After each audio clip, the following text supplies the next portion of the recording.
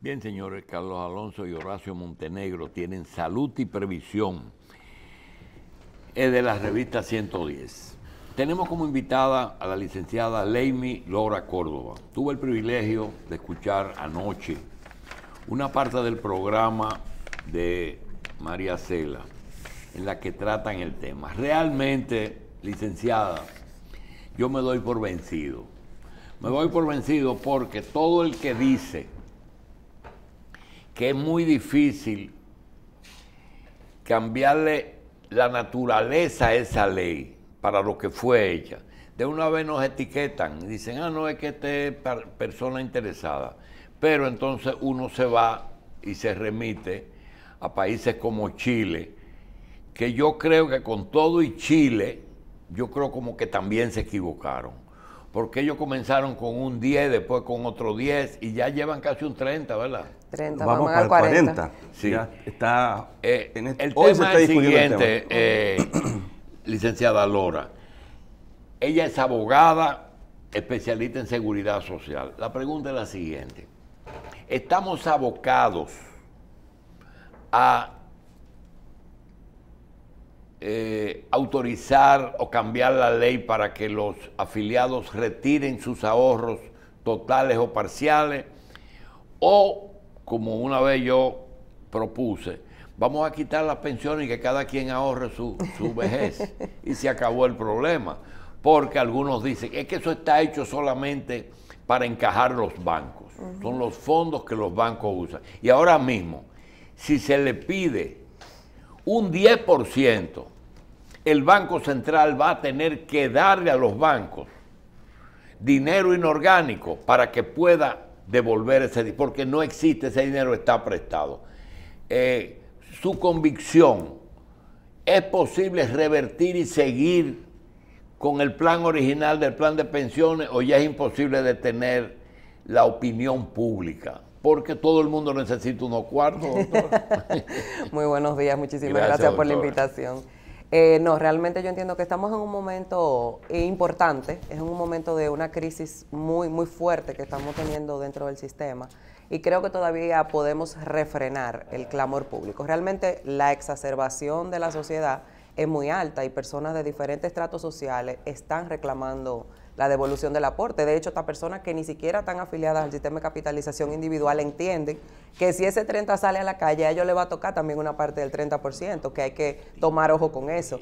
Y de hecho, los líderes de opinión y los líderes que se han abanderado del 30% no están afiliados tampoco ni cotizan al sistema de AFP. Lo que es más triste todavía cuando uno ve esas proclamas y tú te das cuenta que el que está dirigiéndola no es ni siquiera un afiliado de nuestro sistema.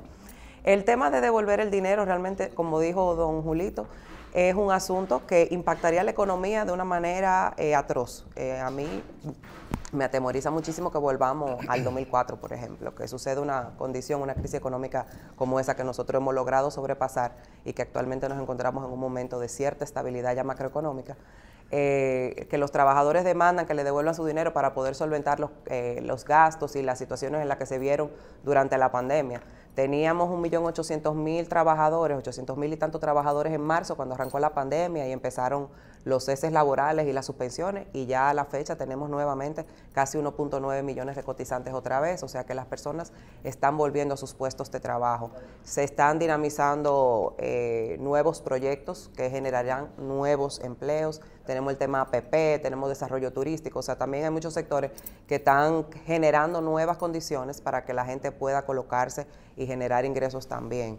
Devolver el 30 va a afectar directamente al trabajador, que va a mermar el saldo que tiene acumulado en su cuenta y probablemente la tasa de reemplazo, que se cuestiona mucho, que se dice que la pensión va a ser baja, pues va a ser muchísimo más baja al momento mismo de que si tú sacas ese 30 y no lo repones o no haces nada por incrementar posteriormente, aunque sea con ahorro voluntario, pues evidentemente que tu pensión va a ser aún más baja. O sea que entiendo, estamos todavía en un momento en el que podemos reflexionar y tomar decisiones un poquito más apegadas realmente al marco de la norma que tenemos y también en beneficio de la gente. Y entre esas, disculpa, Horacio, entre esas decisiones, una pregunta que siempre le hago a las personas que han estudiado a profundidad lo que es el sistema, ¿no se podría contemplar, como yo he visto que existe en otros países, de poder, de que si en el fondo se busca una rentabilidad para esos ahorros a fin de garantizar una mejor pensión, que parte de esa rentabilidad también tenga que ver con reconocerlo como un activo sobre el cual una persona puede obtener un crédito, el mismo dueño de los fondos, podríamos decir. Realmente dentro del marco normativo que tenemos en vigencia no es posible, tendríamos que tener también una modificación. De las propuestas que se están trabajando justamente es que hay personas que han realizado aportes voluntarios, por ejemplo,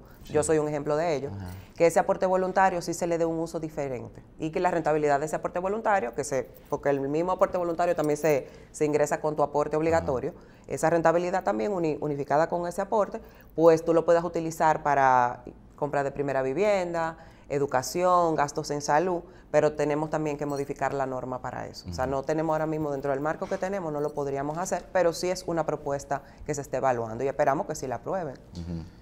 Leime, entendiendo las aprensiones que puedes tener frente a este potencial retiro del 30%, yo voy a hacer una retrospección del ambiente que se vivía en Chile para el primer retiro.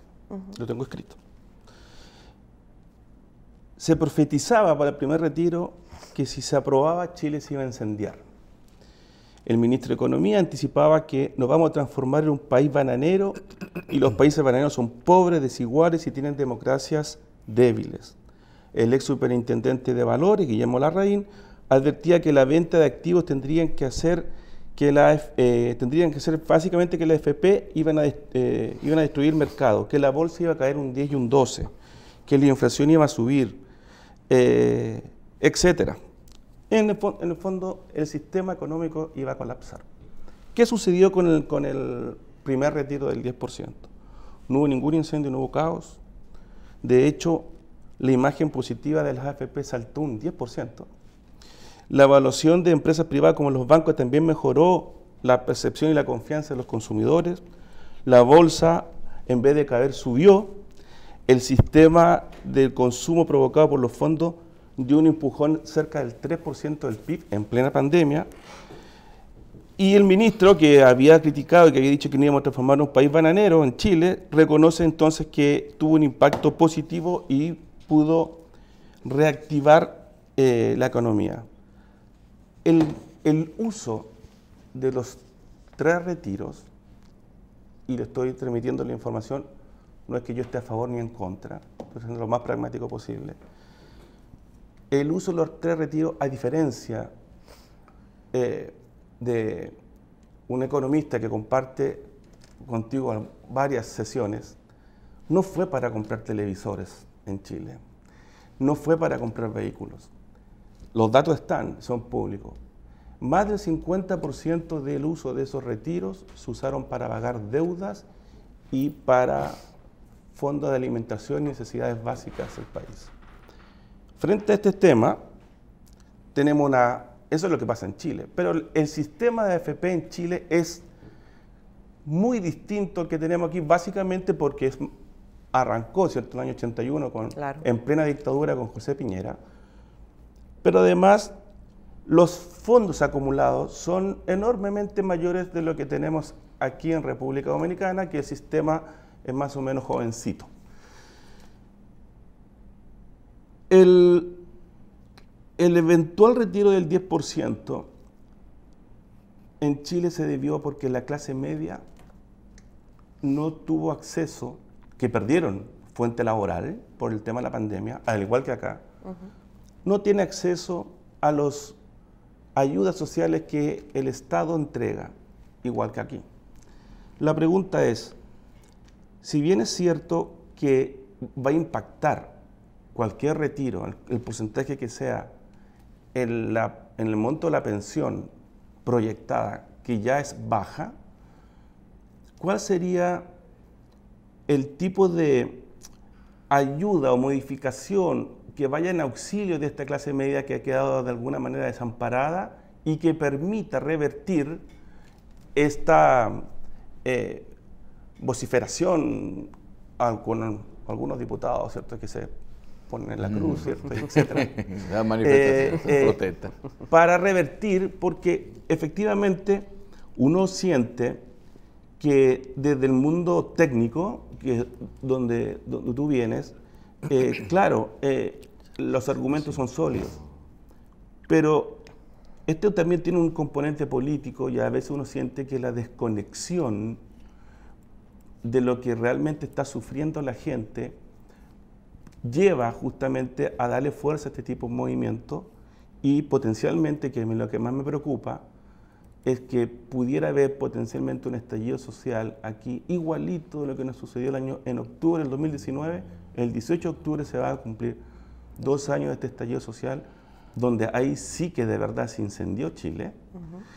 Y ese estallido social fue básicamente por 3 pilares: educación desigual, salud desigual y un sistema de pensiones que no estaba dando solución a las expectativas que se entregaron cuando el sistema se implementó. ¿Cuál es tu opinión respecto de este escenario a la cual me refiero y cuáles son las posibilidades de revertir esta iniciativa de retiro de los fondos de pensiones? Mira, la realidad, tú tocaste varios puntos muy interesantes. Por ejemplo, el tema de la mejora de la imagen de las AFP de cara a la ciudadanía en Chile. Y evidentemente tú sabes que cuando a la gente tú le das lo que la gente desea, la gente te aplaude. Y eso es una de las cosas que está sucediendo en este momento. La gente entiende, se ha olvidado que tiene un dinero ahorrado con una vocación muy especial, que es garantizarte una pensión cuando tú cumplas con las condiciones y la edad que te exige la norma. O sea, tenemos un sistema de pensiones, no un sistema de ahorro, y hay que entenderlo. Con relación a las variables macroeconómicas, ojalá yo ser economista para poder rebatir muchísimas cosas, pero de hecho, si tú te fijas también en los periódicos recientes en Chile, tienen una situación donde ya sí hay una alarma con el cuarto retiro que se está proponiendo, porque ya sí va a haber un impacto aparte, como tú decías, la cartera de los fondos de pensiones de Chile está compuesta por instrumentos muy distintos a los nuestros, donde tenían dinero incluso colocado en el exterior. O sea que el impacto también de la salida de dineros no sería igual a la nuestra, donde el 100% de la inversión de los fondos de pensiones está en un mercado local. La salida de un 30% de 721 mil millones de pesos representaría una situación muy incómoda, muy difícil macroeconómicamente hablando, como ya yo refería anteriormente, pero vuelvo y te repito, como tú dices, a los economistas que normalmente se escuchan las voces, que tenemos que reflexionar sobre lo que nos dicen, debemos prestarle atención. El tema del mercado laboral nuestro, el tema de la situación de que vivimos en pandemia también, países como Chile y otros en Latinoamérica no recibieron quizás tampoco el acompañamiento del Estado como lo recibimos nosotros. Nosotros tuvimos fase, pa' ti, quédate en casa, que llegaron prácticamente a todos los estratos sociales. Todos los trabajadores que tuvieron suspendidos, que cumplían con ciertas condiciones, recibieron un subsidio mínimo, bueno, pero recibieron un subsidio. Tenían seguro familiar de salud garantizado recientemente fue que levantaron el subsidio febrero-marzo de este año, y el que ya está sin trabajo o sigue suspendido, lo afiliaron al régimen subsidiado. O sea, hemos logrado llevar prácticamente al 95% de la población nuestra está cubierta en salud. O sea que también el acompañamiento del Estado, la garantía del gobierno durante el proceso de pandemia, fue no dejar a la ciudadanía desprotegida al 100%, y eso más o menos mantuvo ciertos niveles, aparte de otras medidas económicas que se tomaron, como la suspensión de los pagos a préstamos durante 3 meses, que eso realmente benefició básicamente a la clase media, porque el que tiene dinero paga su asunto y no se vio afectado. El que tiene dinero, gracias a Dios, siempre va a poder solventar su salud, sus gastos normales y hasta su pensión futura, porque se programa para eso, que son de las cosas que yo siempre he dicho. Si nosotros nos mantenemos firmes en una posición radical como la que tenemos ahora, vamos a ampliar otra vez la brecha de desigualdad, que fue un aspecto que tú tocaste. Y entonces ya lo que tenemos como un derecho fundamental garantizado por Constitución, por Ley 8701, por los derechos humanos, de la Carta de los Derechos Humanos, se va a convertir otra vez en otro privilegio. ¿Por qué? Porque con la Ley 8701 nosotros reivindicamos el tema de protección social en República Dominicana, permitiendo que todas las personas tengan por lo menos acceso mínimo en igualdad de condiciones a ciertas cosas. Por ejemplo, en salud es un ejemplo de ello. La gente antes, si tú no tenías trabajo, tú tenías que irte a hacer una fila a un hospital público a que te dieran una cita. Son cosas que todavía se dan para aquellos que no están afiliados ni al subsidiado ni al contributivo. Pero ya con el seguro familiar de salud, la gente puede atenderse en el centro hospitalario de la red de la ARS en la que se encuentra afiliado, ya sea privado, ya sea pública. O sea, tú vas rompiendo con ciertas barreras de acceso que se han generado con nuestra ley. Si nosotros seguimos con la radicalización y con esos temas como la bandera que tenemos ahora mismo, sin sentarnos a conocer las variables que realmente impactan y que te van a garantizar una mejor prestación, entonces vamos otra vez a generar la desigualdad que teníamos antes del año 2001 y luego de la puesta en vigencia de cada uno de los seguros que tenemos. Yo entiendo que lo idóneo, y aprovechando el pacto social revivido por el presidente de la República recientemente, es que todos los sectores, hasta las personas en particular, porque incluso en las cámaras legislativas, la comisión bicameral ha hecho vistas públicas y la gente va y expone sus posiciones, es que cada quien plantee cuáles son las propuestas que tiene, cómo podemos mejorar el sistema. Entiendo que romper con el esquema que tenemos y el modelo de gestión que tenemos no es lo más idóneo. Cada país tiene que tener un modelo de protección que realmente se ajuste a sus condiciones políticas y socioeconómicas. Y para nosotros, desde mi punto de vista, el modelo que tenemos actualmente es el más idóneo, donde todos participamos, porque también la gente tiene que empoderarse de su participación dentro del sistema. No podemos cargar al Estado con todo. El Estado te está dando la oportunidad incluso de tú ser un agente activo, un agente que provea a los demás con mi trabajo. Cada vez que yo hago una aportación, yo aporto también al ahorro nacional. O sea, los fondos de pensiones son la fuente de ahorro nacional más importante ahora mismo. Sí, claro. Y en estos días, precisamente, el sector empresarial habla de la retranca que es para la generación de empleos la cesantía. Y viendo lo que pasó durante la pandemia, de cuánta gente necesitó de asistencia, ¿no pone esto quizás de manifiesto de forma muy clara que en la estructuración de nuestro sistema de seguridad social no fue tomado en cuenta el seguro de desempleo? Y si es algo que debería tomarse en cuenta ya para las próximas reformas. Yo entiendo que sí, creo que de hecho uno de los puntos de discusión, la ley contempla la creación del seguro de desempleo, pero eso nunca se ha aprobado. De hecho, lo vinculan directamente al tema de modificación de Código de Trabajo. Entonces, como esa es una discusión que está toda... y la incluyeron también dentro de las 13 reformas del Pacto Social, yo entiendo que ahora sí vamos a tener discusiones ya más amplias y que lleguen a consenso y que logremos pues una decisión que beneficie a la gente.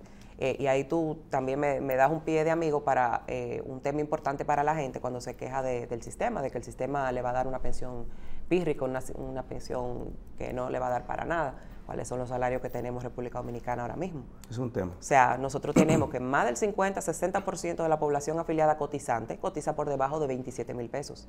Cuando usted se pensione, de esos 27,000 pesos, tú y tu empleador cotizan un 8.4 a tu cuenta de capitalización individual.